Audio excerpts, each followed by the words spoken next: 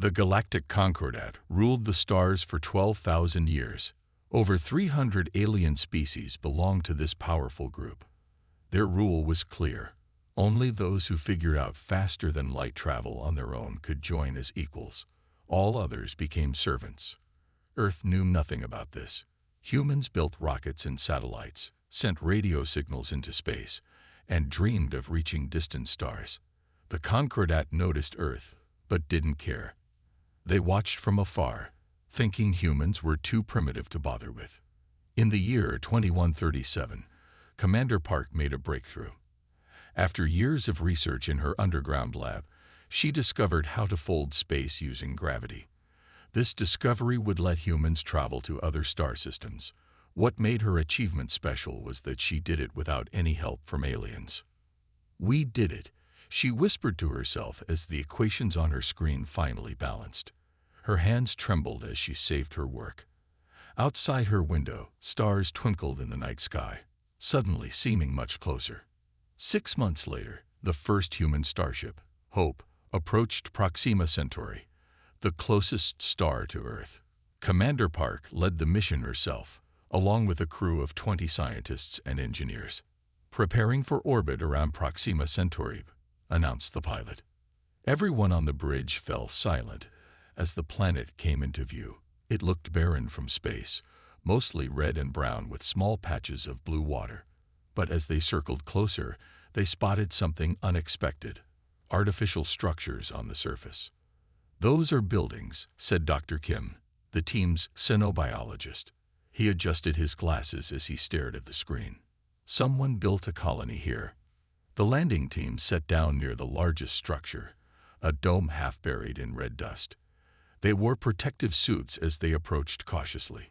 "The air inside is breathable," reported the science officer after scanning the entrance. "But I detect no life signs." Inside, they found an abandoned city. Tunnels and chambers had been carved into the ground. Strange, curved furniture suggested the previous inhabitants had very different bodies from humans. "Look at these," Dr. Kim called out, shining his light on a wall covered with intricate markings. "These aren't just decorations. This is writing." The markings showed insect-like creatures with multiple limbs. Other images depicted stars, planets, and what looked like spaceships. Most concerning were scenes that seemed to show the insect beings in conflict with tall, bird-like aliens. Commander Park examined a large central room filled with empty pedestals. "They took everything valuable," she said. "Tools, technology, weapons, all gone." In the deepest chamber, they found the monolith. Standing 3 meters tall, it was covered with symbols different from those on the walls. They glowed faintly in the dark. Dr. Kim ran his scanner over the surface. "These markings emit a low-level radiation. They were meant to last for centuries." "Can you decode them?" Commander Park asked. "Not yet, but I think they're a warning." Commander Park touched the cold stone surface of the monolith. The symbol seemed to pulse under her fingertips. "I don't understand," Dr. Kim said, looking troubled. "If there's a galactic civilization out there, why haven't they contacted us?" Commander Park pulled her hand away and looked up through a crack in the dome ceiling. Stars shone in the alien sky.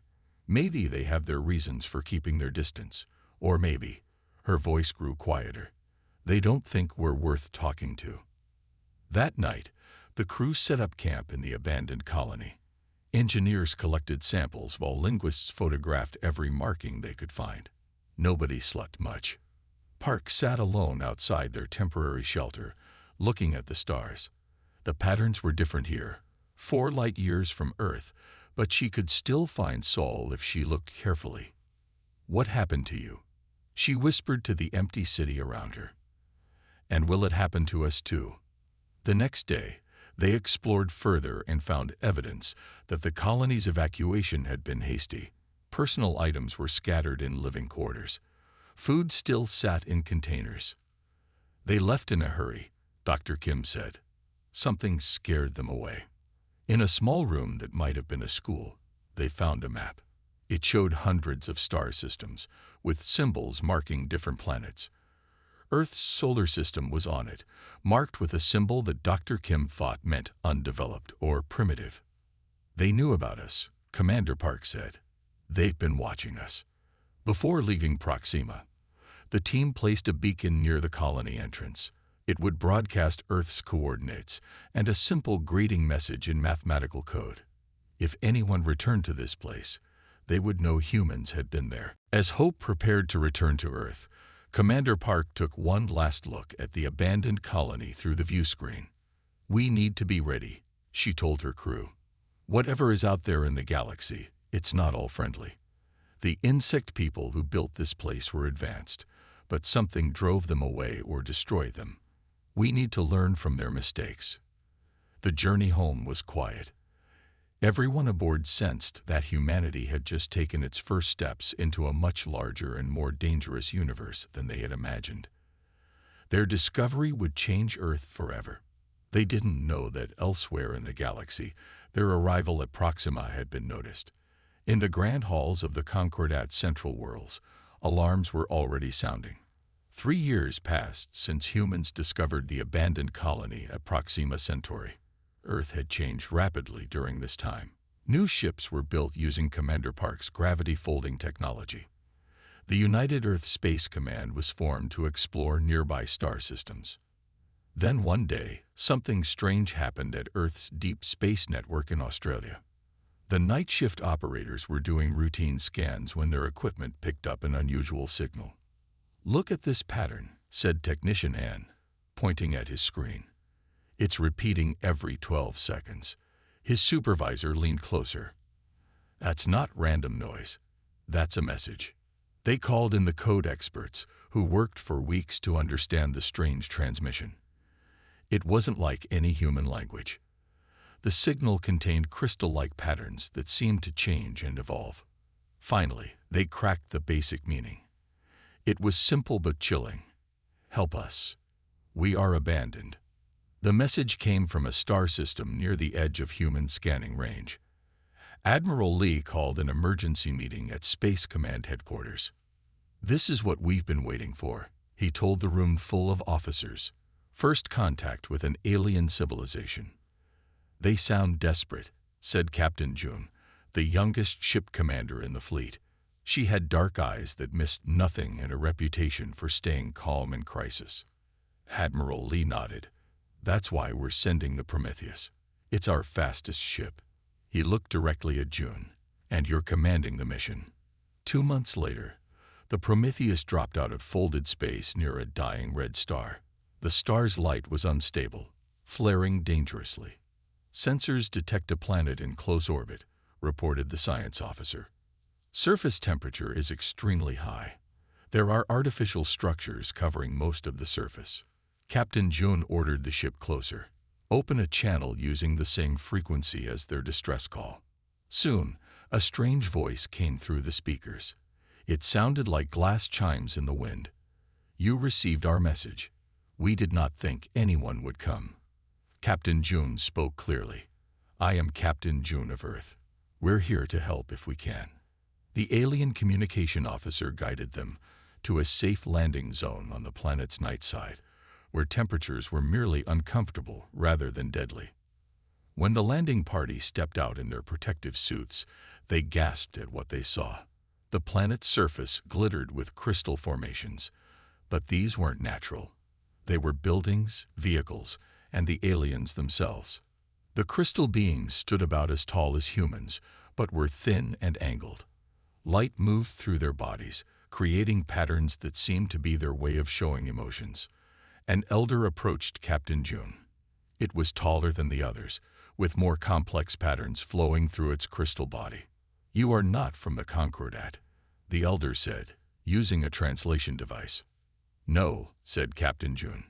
"We come from Earth. We only learned about other intelligent life a few years ago." The crystal elder moved closer, light patterns swirling rapidly inside its body.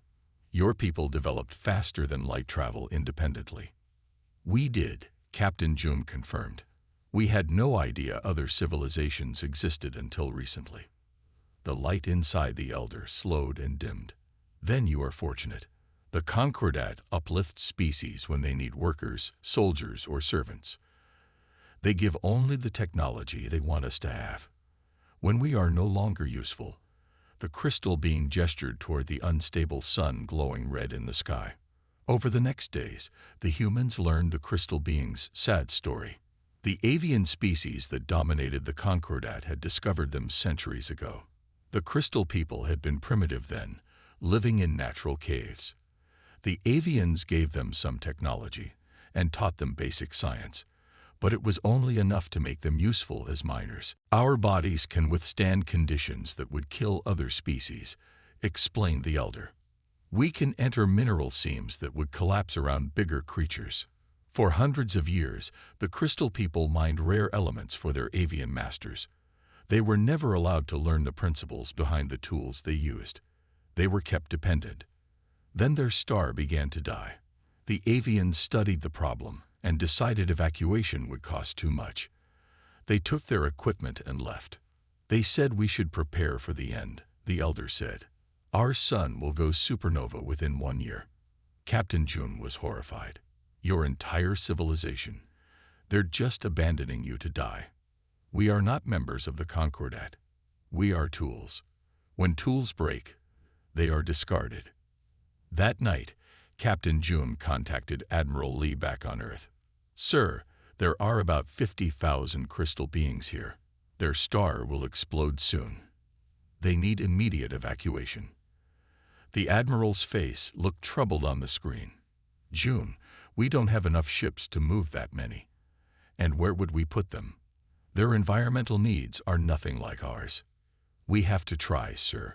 June's voice was firm. If we leave them, we're no better than the aliens who abandoned them. After a long pause, Admiral Lee nodded. I'll send every available ship. Meanwhile, see what you can learn about these Concordat people.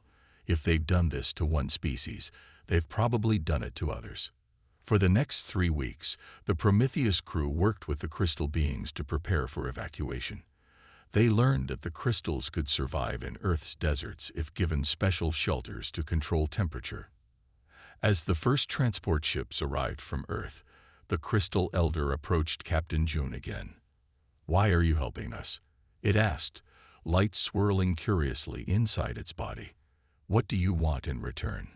June smiled. That's not how humans operate. We help because it's right. The galaxy is not a kind place, the Elder warned. The Concordat has ruled for thousands of years. They will not like that you are interfering with their decisions. Captain June looked up at the unstable star. Then maybe it's time someone challenged them. The first ships carrying crystal beings arrived at Earth 16 months ago. Humans had worked quickly to build special homes for them in the Atacama Desert of South America. The dry, sunny climate was perfect for the crystal beings, who absorbed light for energy. By now, 90,000 of them lived safely on Earth, their dying star just a bad memory. Scientists and engineers from both species worked together, sharing knowledge. The crystal beings taught humans about new minerals and energy systems. Humans taught them Earth's languages and history. Most importantly, the crystal beings warned humans about the Galactic Concordat and its strict rules. Dr. Kim, who had once explored the abandoned colony on Proxima Centauri, now headed Earth's Alien Studies program. We need to prepare, he told President Sung during their weekly meeting. The Concordat will eventually notice us. Do you think they'll be hostile? President Sung asked. She was a small woman with a calm voice that hid her steel determination.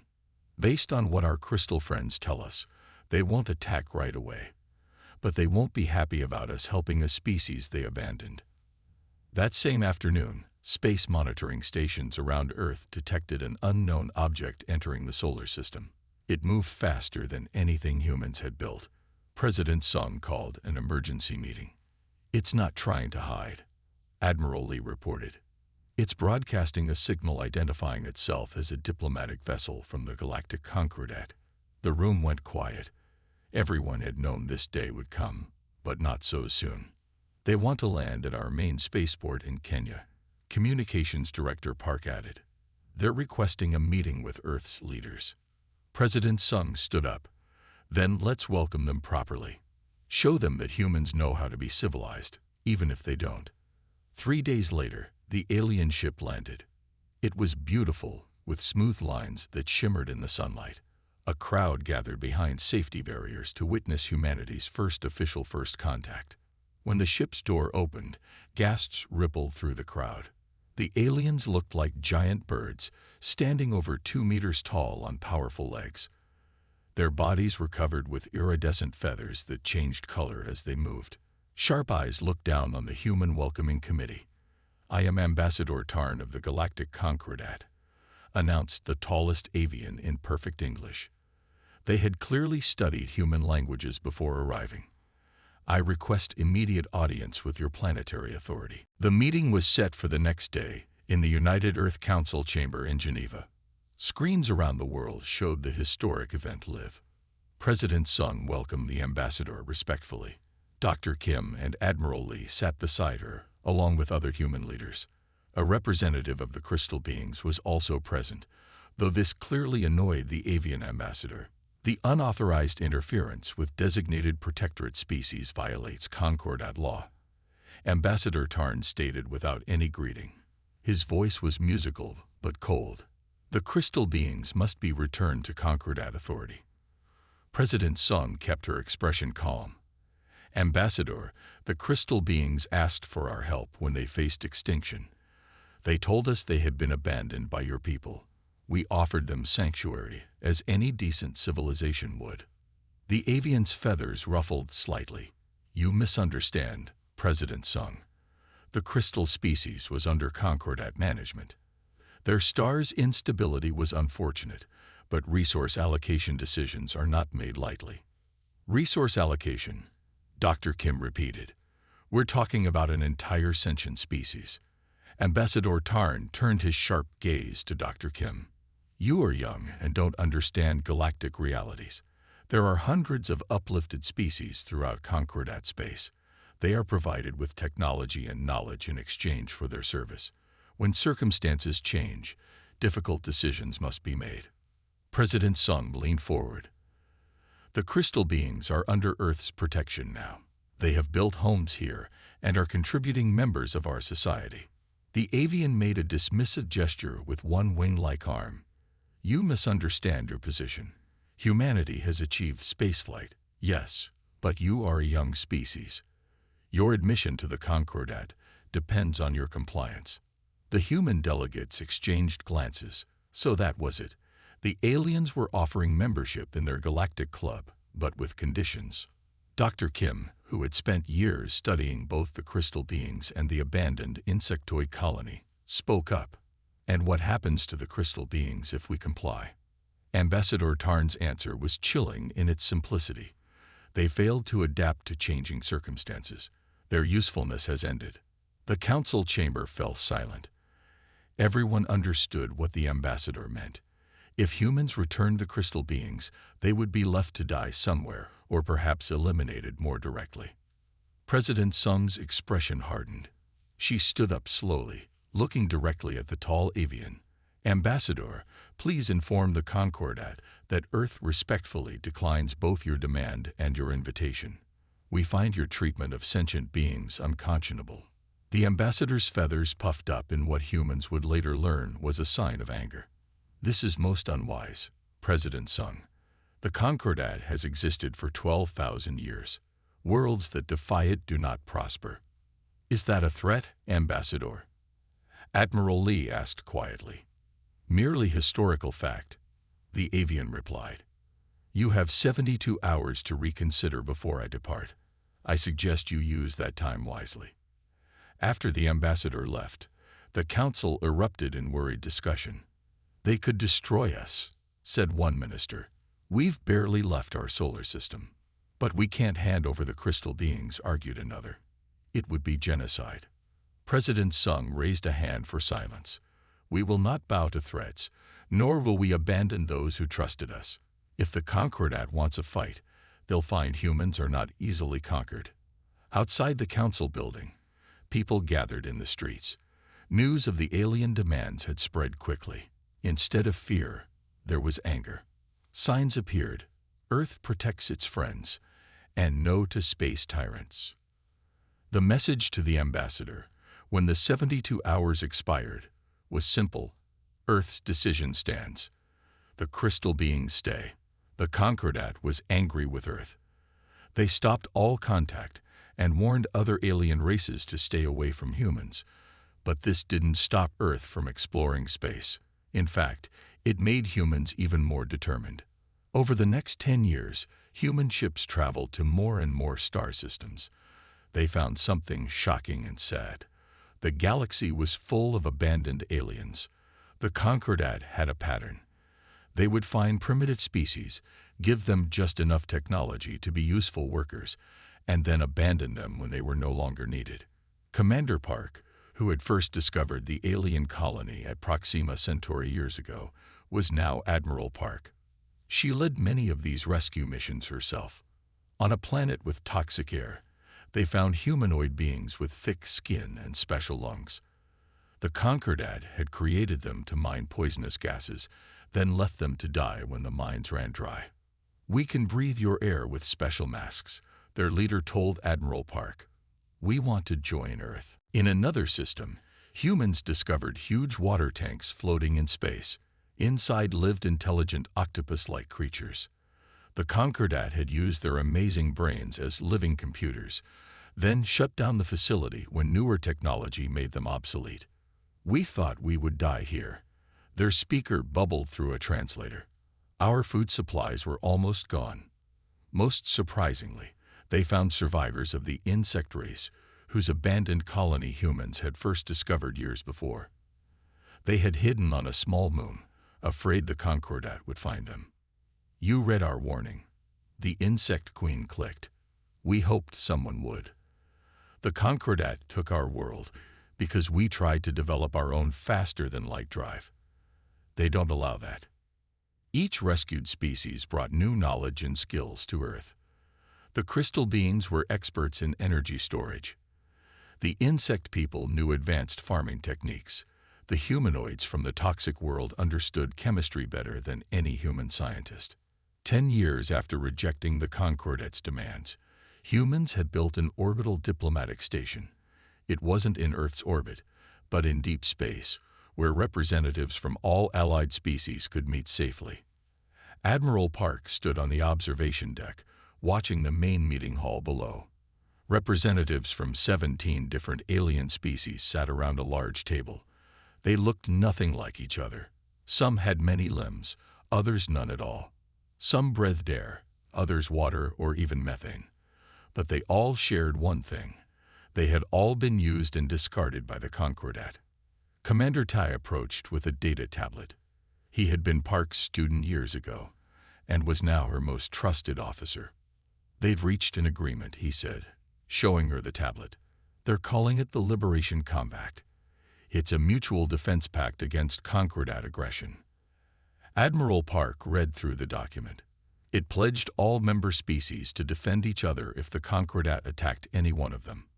It also promised to search for and rescue any other abandoned species. "And they want Earth to lead it?" Park asked, surprised. Humans were the newest spacefaring race in the group. Many of these aliens had been traveling between stars when humans were still living in caves. "You don't understand what humanity represents to them," Tai explained. "Every other spacefaring race they've encountered has treated them as tools. We are the first to treat them as equals." Park looked down at the gathering again. The Crystal Elder was speaking now, light patterns flowing brightly through its body. "We stand together now," the Elder was saying. "No more will any sentient being be abandoned to die. No more will we build technologies we are not allowed to understand. No more will we mine resources we are not allowed to use." The Concordat's reaction came quickly. They cut off trade routes near Earth's space. They threatened any independent traders who dealt with humans or their allies. They sent warships to patrol nearby systems. "They're trying to starve us out," said President No during an emergency meeting. She had been elected after President Sung retired. "Can we withstand an economic blockade?" Admiral Park nodded confidently. The Concordat has made a serious mistake. They think we're weak because we're alone. But we're not alone anymore. She brought up a display showing schematics for new defense systems. The crystal beings understand Concordat energy weapons because they mine the crystals that power them. The insect people know their ship designs because they built parts for them. The aquatic species can predict their strategies because they calculated them. You mean our new friends know the Concordat's weaknesses? Asked Dr. Kim, now old but still sharp-minded. Exactly, Admiral Park said.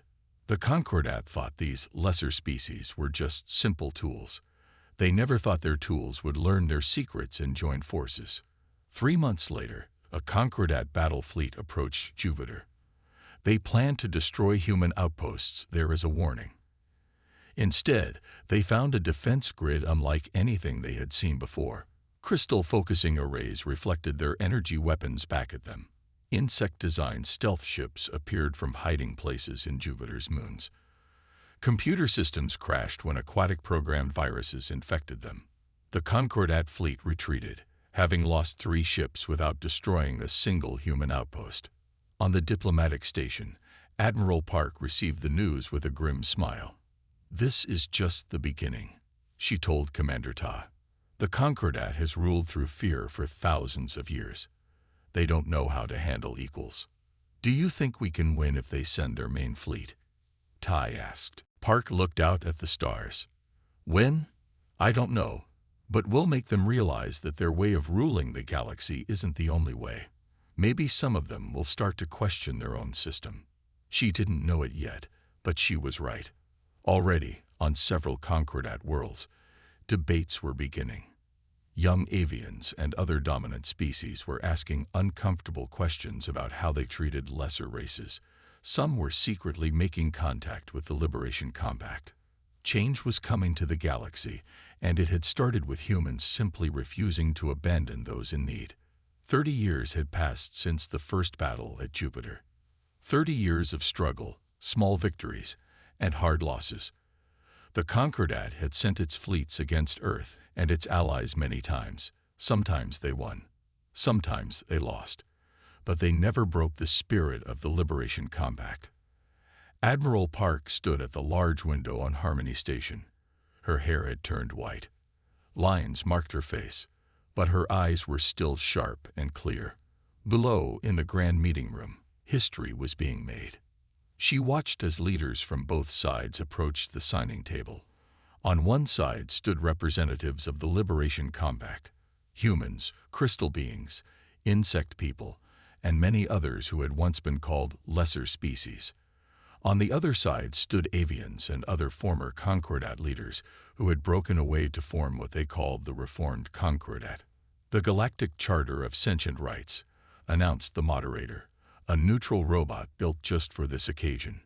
When signed, this document will guarantee equal rights for all thinking beings, regardless of origin, biology, or technological development. Admiral Park felt a presence beside her. It was Dr. Kim, now using a walking stick. His body was bent with age, but his mind was as brilliant as ever. As Earth's chief diplomat, he had worked for years to make this day possible. Did you ever imagine this when you found that abandoned colony all those years ago? Dr. Kim asked, his voice soft with wonder. Never, Park admitted.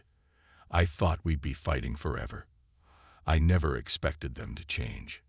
The first crack in the Concordat had appeared 10 years ago. A young avian leader named Cash had publicly questioned why lesser species couldn't be full partners. He had studied how humans worked with their allies and saw that treating others as equals led to greater innovation and prosperity. Cash wasn't alone. Many younger Concordat members had grown tired of constant war. They saw how the Liberation Compact grew stronger while the Concordat remained stuck in old ways of thinking. When Cash and his followers broke away to form the Reformed Concordat, the old leadership had tried to stop them by force. That was their final mistake. The civil war that followed weakened the original Concordat so badly that they eventually agreed to peace talks. You forget how unique humanity's perspective was, came a musical voice beside them. The Crystal Elder, who had first asked humans for help so long ago, joined them at the window. Light still flowed through its crystalline body, though now in slower patterns. You evolved without external influence or control. You never learned to accept hierarchy as natural law. Admiral Park smiled at her old friend. We had our own hierarchies and cruelties throughout human history. We're not perfect. But you changed, the Crystal Elder said. You learned. The Concordat had 12,000 years of power and never questioned their ways. Down in the meeting hall, the signing began. The human representative, President Chen, signed first. Then the avian reformer Cash. Then representatives from 55 other species, some once powerful, some once enslaved, now all equal under the new charter. When the last signature was complete, cheers erupted throughout the station. The applause spread to watching crowds on 100 worlds. That evening, a great celebration filled Harmony Station. Representatives of 57 species gathered in the observation lounge. There were speeches and music, food and drink suitable for every biology. Admiral Park found a quiet corner to rest her tired legs. From here, she could see the huge view screen showing the galaxy, spiral arms filled with billions of stars, each possibly home to worlds waiting to be discovered. Quite a view, isn't it? Said a voice. Commander Ta, now Admiral Todd, joined her. Though middle-aged now, he still showed the same respect to his old mentor. It looks different now, Park said. When I first saw the stars as a young explorer, I saw mysteries to solve, places to visit. Then for many years, I saw potential battlefields. Now what do you see? Tai asked. Neighbors, Park said simply. Just neighbors. Across the room, she watched as a young human scientist eagerly discussed something with an avian engineer and an insect mathematician. New ideas were being born. New friendships were forming. They're already planning the first joint mission to the Andromeda Galaxy, Ta told her. A ship crewed by members of 20 different species. Will you go? Park asked. Ta laughed. I'm too old for that adventure. That's for the next generation. An announcement called everyone to attention. In the center of the room, President Chan raised a glass for a toast. To the future, she said. To a galaxy where no one is abandoned, where no one is considered lesser, where every sentient being has the right to determine their own path. Glasses and cups of every shape were raised. To the future. Later that night, after most guests had departed, Admiral Park returned to the observation window. The stars seemed brighter somehow. A small group of crystal children played nearby, their bodies glowing with excited light patterns. They had been born on Earth and had never known their species' original homeworld. Admiral Park. One called out, recognizing her. Is it true you found the first aliens? Park smiled. Actually, they found us. We just had to learn how to listen. The children gathered around her, joined by young avians and humans. Tell us the story, they asked. Tell us how it all began. So Admiral Park sat down among them and began. It started with a discovery on Proxima Centauri, when we found an abandoned colony.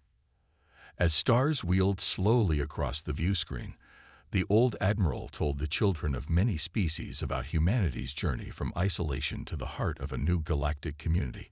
Once ignored by the galaxy, humans had become the last hope for forgotten aliens, and in saving others, they had changed the stars forever.